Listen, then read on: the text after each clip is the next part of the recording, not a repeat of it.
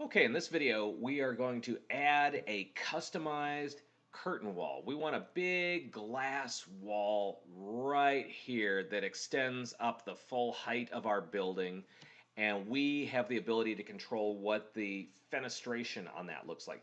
Fenestration is just a fancy word for the window framing and how all the mullions look on this window. So we're going to turn this into a big giant window, letting in a lot of pleasant natural light here.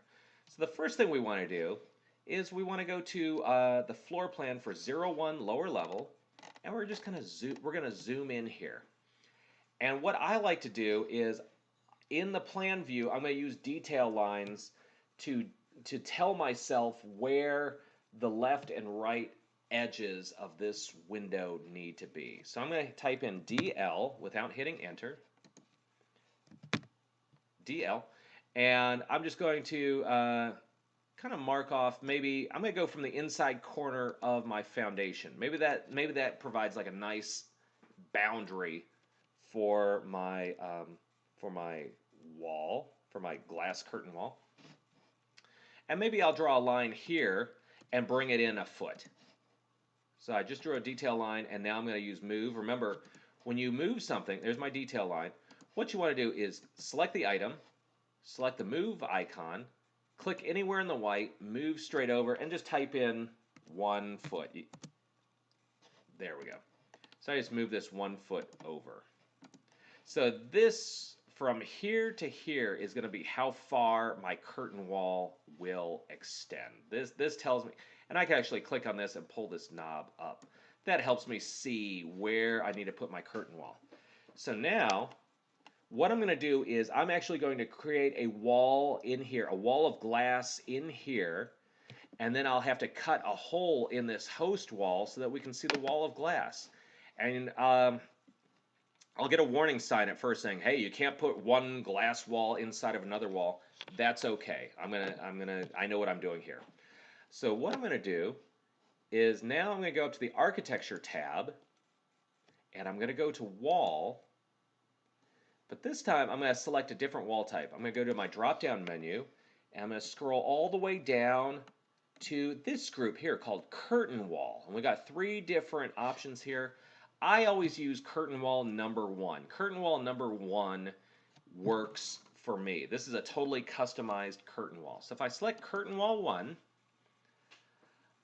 I want the bottom of this, the base constraint, to be at 01 lower level. I don't want any offset. I want it to be right there at the bottom of the level.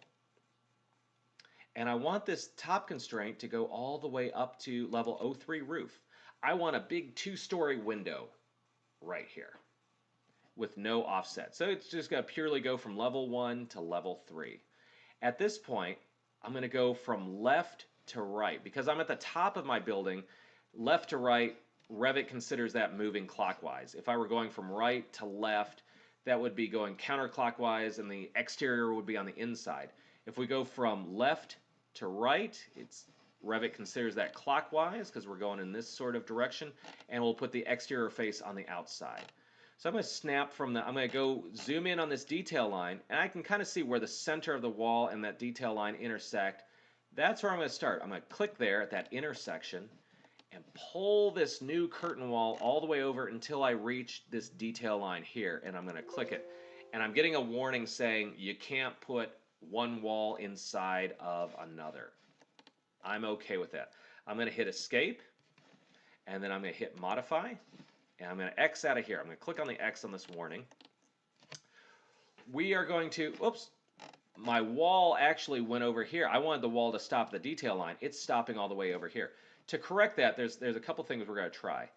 If I get close to my glass wall, my curtain wall, this little blue dashed line actually represents the middle of my curtain wall.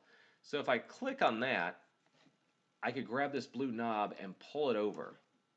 But you know what? Sometimes if where you're trying to stop a wall is close enough to an existing wall, it won't allow you to do it. Can you see how it's like rubber or something? It keeps springing back to this. This curtain wall wants to end here at this wall. It doesn't want to end where I, the designer, say I need it to end. Here's the fix for that, because this may drive you crazy, and you may see this in other instances when you're joining walls. What I want you to do is click on this wall here, your curtain wall, that we need to pull the boundary back to here. Go to the little knob here, right click on that knob and hit disallow join. That will now allow you to grab that knob and pull it back, and voila, the window is now terminating at this detail line where we want it to terminate. So if your walls are ever joining in a way that you don't want them to join, click on the knob that represents the end of the wall, right click on it and hit disallow join. Now at this point, we're going to do this. We're going to use a feature called cut geometry, which allows you to cut a hole in one wall so that you can see the wall that's placed inside of it. So we're going to go up here to modify, the modify tab, and here it is, cut. If we go over here to cut and we go drop down, we've actually got cut geometry. If you click on cut geometry, it's a really simple process. All you have to do is, once you've selected cut geometry, click on the host wall, the wall that was there first, that's going to be holding the other inner wall. So click on your host wall first, then kind of zoom in and get close enough to your curtain wall that you can see the little blue dashed line that represents your curtain wall. The second part is click on that dashed line that represents your curtain wall. Click it. Now zoom out. Now you can see an opening has been created here. Here's our host wall. Our host wall has a hole cut in it. There's the host wall. There's our curtain wall. The hole in this host wall is the exact same size as our curtain wall within it.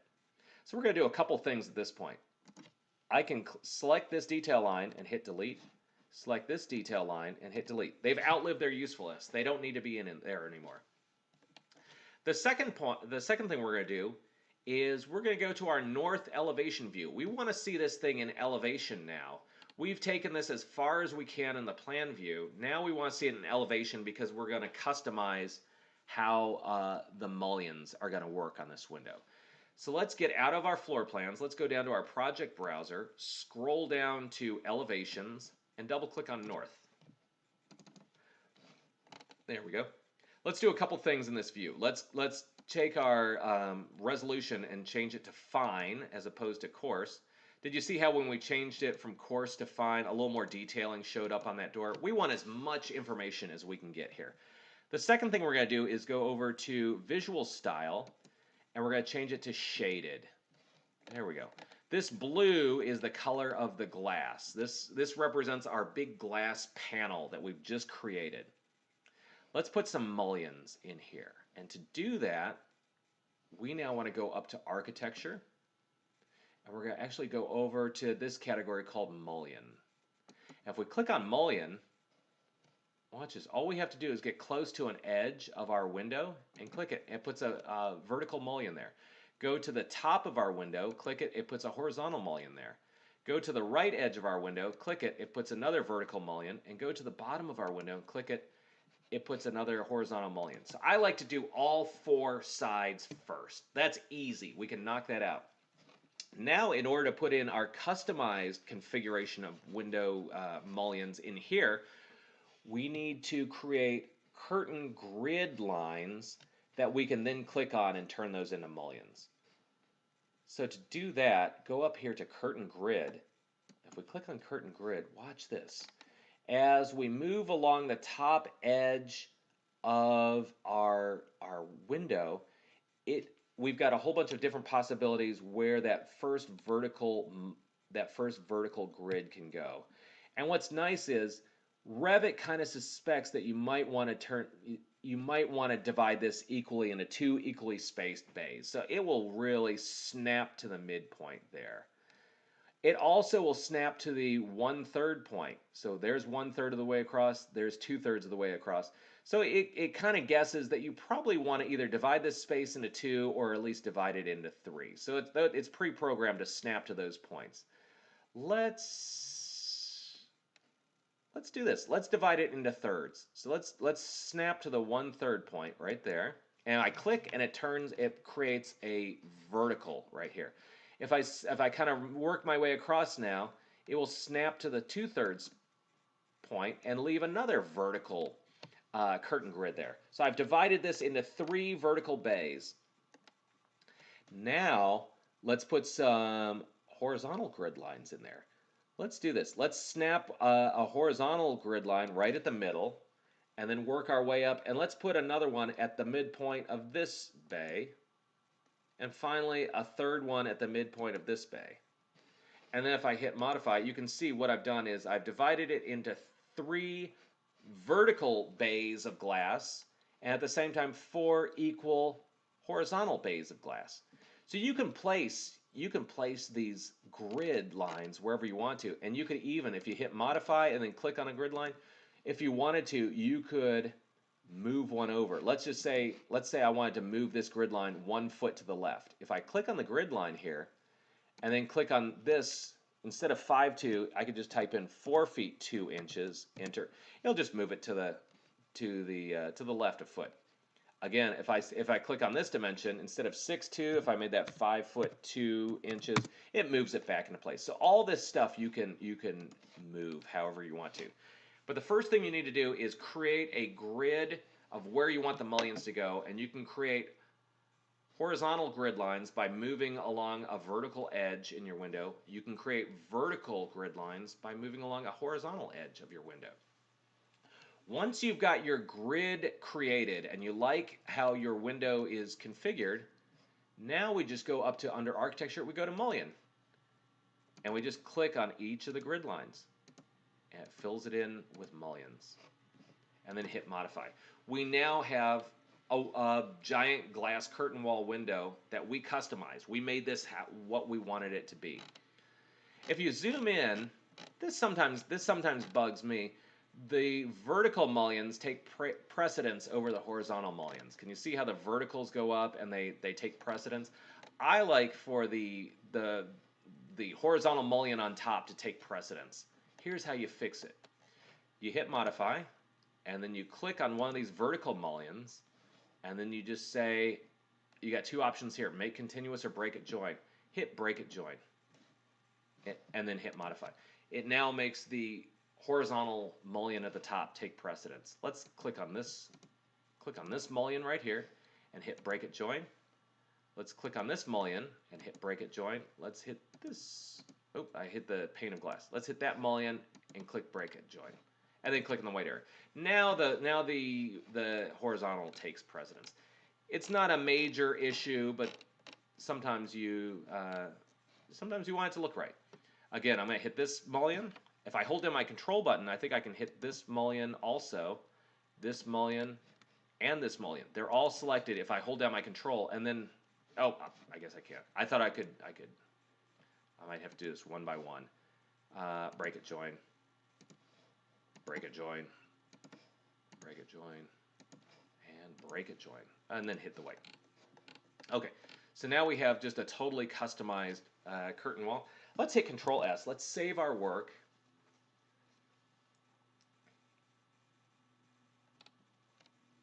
Let's put in another one of these. Let's go back to the floor plan for level 1. I'm thinking what we could do is we got some space here. Maybe we put some kind of, maybe we do this. Maybe we get rid of these doors here. Let's delete those. All I did was select the doors and hit my delete key. Let's take this curtain wall that we created right here and see how quickly we can put it on this face as well. And here's how we're going to do it. We're going to use a totally separate command. We're going to do it a different way. We're not going to create it from scratch like we did this time. We're going to use our mirror command, and we're going to take this pre-existing curtain wall and mirror it so it's over here. And the way we're going to do it is we're going to zoom in on this corner. I'm going to type in DL for detail lines. I don't hit enter, and I click on this corner right here. And then I draw a detail line. And I want to make sure as I rotate around, I want this to be exactly 45 degrees. You can see I can rotate this a bit. I want to get that to be precisely 45 degrees. I don't care how long it is, just as long as the angle is 45 degrees, and I click. And then I hit escape. I now have a 45-degree angle line emerging from this corner. This is going to be the axis that we're going to mirror this about. So check this out. Now I'm going to zoom in. And if I can get that dashed line to highlight, that represents the entire curtain wall right there. So if I click on that and then click on mirror pick axis and make sure that copy is checked, and I click this axis I created, it puts a duplicate curtain wall right here. I'm going to X out of this warning here because I still have to do the cut geometry. Even though I mirrored this window, I still need to cut the hole in this existing wall. But it's a no-brainer. It's something pretty easy we can do. So I'm going to kind of zoom in so I can see both the host wall and my curtain wall. I'm going to go up here to modify. And I'm going to hit cut geometry. And all I do is click on the host wall and then get close enough to see that dashed line that represents my curtain wall, and I click on that dashed line. I cut a hole in it. Let's go to our 3D view. Let's see. Check this out. This is looking good. Let's click on this corner here so we rotate around. There is our sequence of totally customizable curtain walls. Let's just hit Control plus S. Let's save our work. Remember earlier on we created that camera view, that 3D view. Let's scroll down to 3D views. It's called To the Building. If we double click on that, it looks quite different than it did a while ago. We can kind of pull that over. But this is a perspective view of what we're seeing. So this looks pretty good. That is how you do a totally customizable curtain wall. And like I said, you use that a lot if you're doing any kind of commercial projects, any kind of shops where they need to really customize how the display windows look. You now have the ability to do that. Let's hit Control S, and that's it for the curtain wall.